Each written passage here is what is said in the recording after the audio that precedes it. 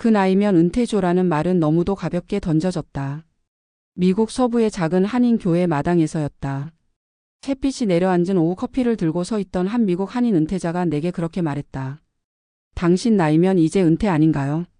그 말에는 특별한 의도도 공격성도 없었다.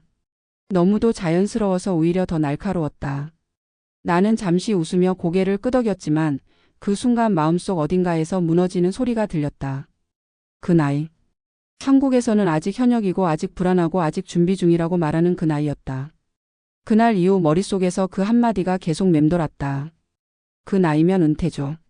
그 말은 질문이 아니었다. 이미 끝난 문장이었다. 미국에서 만난 그들은 은퇴를 아직 도착하지 않은 미래로 보지 않았다. 이미 지나온 하나의 단계로 이야기했다. 누구는 정원을 가꾸고 있었고 누구는 손주 등하교를 맡고 있었고 누구는 일주일에 이틀만 파트타임으로 일하며 남은 시간을 나누고 있었다. 그들의 표정에는 조급함이 없었다. 돈 이야기를 꺼내지 않아도 불안이 묻어나지 않았다. 마치 이미 인생의 다음 페이지를 펼쳐놓은 사람들처럼 보였다. 반면 그 자리에 함께 있던 한국에서 온 나는 여전히 통장을 떠올리며 살고 있었다. 아직 부족하다는 생각. 아직 더 벌어야 한다는 압박. 아직 내려놓기엔 이르다는 두려움. 같은 나이였지만 우리는 전혀 다른 시간대에 살고 있었다. 그 차이는 자산의 크기보다 마음의 준비에서 시작된 것처럼 보였다. 한국에 돌아온 뒤 가장 먼저 떠오른 얼굴은 50대 후반의 한 남성이었다. 수도권의 중견 기업에서 평생을 일해온 사람이었다. 회사에서는 아직 후배들에게 자리를 내주지 않았고 집에서는 가장이라는 이름을 내려놓지 못했다. 은퇴 이야기를 꺼내면 아직 멀었다며 웃어넘겼다. 하지만 밤늦게 술자리가 끝난 뒤에는 종종 이런 말을 했다. 요즘은 아침에 눈을 뜨는 게 무섭다. 회사가 끝나면 나는 뭐가 남을까? 그는 노후 계획을 묻는 질문에 연금 이야기부터 꺼냈지만 정작 은퇴 이후의 하루에 대해서는 아무 말도 하지 못했다.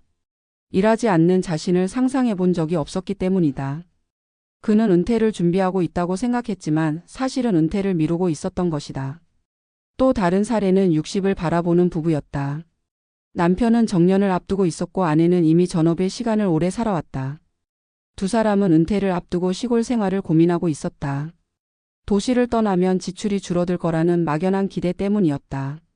하지만 이야기를 나누다 보니 그들의 계획에는 생활비 계산보다 더 큰 공백이 있었다. 남편은 은퇴 후 하고 싶은 일이 없었고 아내는 남편과 하루 종일 함께 있는 삶이 두려웠다. 그들은 돈보다 관계와 역할을 준비하지 못한 상태였다. 결국 은퇴는 두 사람의 사이를 더 가깝게 만들기보다 서로를 더 낯설게 만들 가능성을 안고 있었다. 미국에서 만난 한인 은퇴자들은 달랐다. 그들은 은퇴를 어느 날 갑자기 닥치는 사건으로 보지 않았다. 이미 수십 년 전부터 은퇴 이후의 삶을 하나의 독립된 인생으로 상상해왔다. 직장에서의 역할이 줄어드는 만큼 다른 역할을 미리 키워왔다. 교회에서의 봉사, 지역사회에서의 활동, 소소한 일거리, 규칙적인 운동과 취미. 그들에게 은퇴는 비어있는 시간이 아니라 다른 방식으로 채워진 시간이었다. 그래서 그들의 한마디는 더 무서웠다. 그 나이면 은퇴조라는 말은 단순한 문화 차이가 아니었다. 은퇴를 바라보는 시선의 차이였다. 우리는 여전히 은퇴를 일의 끝으로만 생각한다. 더 이상 쓸모없어지는 순간, 밀려나는 시점, 불안이 시작되는 시기라고 여긴다. 그래서 최대한 늦추려 한다. 준비가 덜 됐다는 이유로 아직 할 수 있다는 이유로 버틸 수 있다는 이유로. 하지만 그 늦춤 속에서 정작 준비해야 할 것들은 방치된다. 은퇴는 돈으로만 완성되지 않는다. 물론 돈은 중요하다. 그러나 돈만으로는 은퇴 이후의 하루를 설명할 수 없다. 아침에 일어날 이유, 누군가와 연결되어 있다는 감각, 여전히 사회의 일부라는 느낌. 이런 것들이 준비되지 않으면 은퇴는 자유가 아니라 공백이 된다. 미국 한인들이 비교적 담담하게 은퇴를 받아들이는 이유는 그 공백을 미리 상상하고 채워왔기 때문이다. 한국의 많은 50대와 60대는 아직 은퇴를 검색만 하고 있다. 언제 은퇴할 수 있을지, 얼마가 필요할지, 연금은 얼마나 나올지. 그러나 정작 은퇴 후 나는 어떤 사람으로 살 것인지에 대한 질문은 뒤로 밀린다. 그 질문을 마주하는 순간 불안이 커지기 때문이다. 하지만 피한다고 사라지지는 않는다. 오히려 더 늦게, 더 크게 찾아온다. 그날 미국에서 들었던 그 한마디는 아직도 마음을 건드린다. 그 나이면 은퇴죠. 그 말은 나에게 이렇게 들렸다. 당신은 은퇴 이후의 삶을 준비했나요? 돈 말고 시간 말고 역할 말고 마음은 준비됐나요? 우리는 은퇴를 너무 늦게 시작하고 있는지도 모른다. 퇴직 시점이 아니라 삶의 설계로서의 은퇴 말이다. 이 이야기를 듣는 당신도 어쩌면 비슷한 나이에 서 있을지 모른다. 아직 현역이고 아직 불안하고 아직 준비 중이라고 느낄지도 모른다. 하지만 은퇴는 어느 날 갑자기 시작되지 않는다. 이미 오늘의 선택 속에서 조금씩 만들어지고 있다.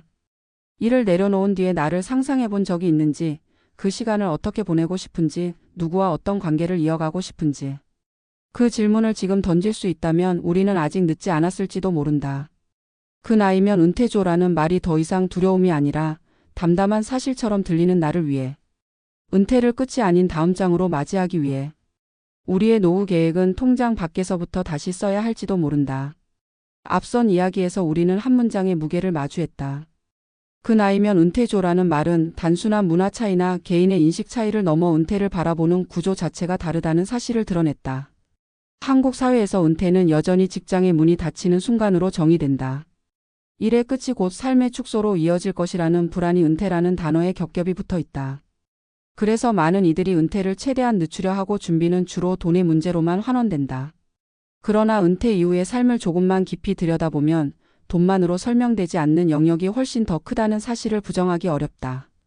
오히려 은퇴를 힘들게 만드는 것은 소득의 감소보다 역할의 상실과 관계의 변화, 그리고 시간의 공백이다. 미국에서 만난 한인 은퇴자들이 비교적 안정된 표정으로 은퇴를 받아들이는 이유는 제도의 차이만으로 설명되지 않는다. 그들은 일하는 자신과 일하지 않는 자신을 분리해서 상상해왔다. 직업은 정체성의 전부가 아니라 인생의 한 부분이라는 인식이 비교적 일찍 자리 잡았다. 그래서 은퇴는 상실이 아니라 전환으로 받아들여진다. 반면 한국에서는 직업이 곧 존재 증명이 되는 경우가 많다. 명함에서 직함이 사라지는 순간 사회적 위치도 함께 사라진다는 두려움이 은퇴를 더욱 무겁게 만든다. 이 차이는 은퇴 시점의 문제라기보다 준비의 방향에서 시작된다. 한국의 많은 중장년층은 은퇴를 대비한다고 말하지만 실제로는 은퇴를 피하고 있는 경우가 많다. 아직은 일할 수 있다는 말 속에는 아직은 은퇴 이후의 나를 마주하고 싶지 않다는 감정이 숨어 있다. 그래서 연금과 자산 이야기는 넘치지만 은퇴 후 하루의 구조에 대한 고민은 드물다. 아침에 몇 시에 일어날지, 누구와 대화를 나눌지, 어떤 역할로 하루를 시작할지에 대한 질문은 막연한 불안으로 남겨진다. 이 공백이 실제 은퇴 이후의 현실로 나타날 때 많은 이들이 예상보다 큰 혼란을 겪는다. 은퇴 이후의 삶을 안정적으로 만드는 핵심은 일정한 루틴과 관계의 지속성이다.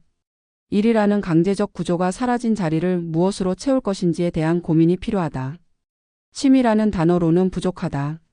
취미는 시간이 남을 때 하는 활동이지만 은퇴 이후에는 시간이 기본값이 된다. 그 시간 속에서 자신이 어떤 사람으로 존재할 것인지가 중요해진다. 누군가에게 필요한 사람인지, 사회와 어떤 방식으로 연결되어 있는지, 스스로 의미를 느낄 수 있는 활동이 있는지. 이런 요소들이 준비되지 않으면 은퇴는 자유가 아니라 고립으로 변한다. 부부관계 역시 은퇴 이후 큰 변화를 겪는다. 함께 보내는 시간이 늘어날수록 관계의 밀도가 높아질 것이라 기대하지만 현실은 그렇지 않은 경우가 많다.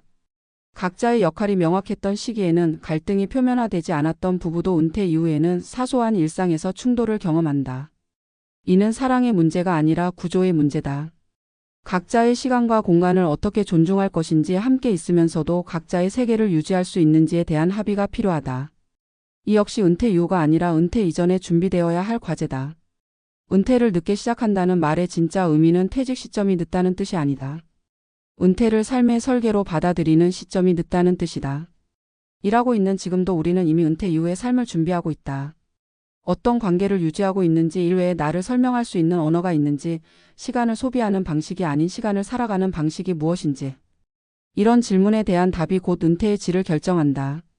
은퇴는 누구에게나 찾아오지만 같은 모습으로 오지는 않는다. 준비된 사람에게 은퇴는 또 다른 시작이 되고, 준비되지 않은 사람에게 은퇴는 갑작스러운 단절이 된다.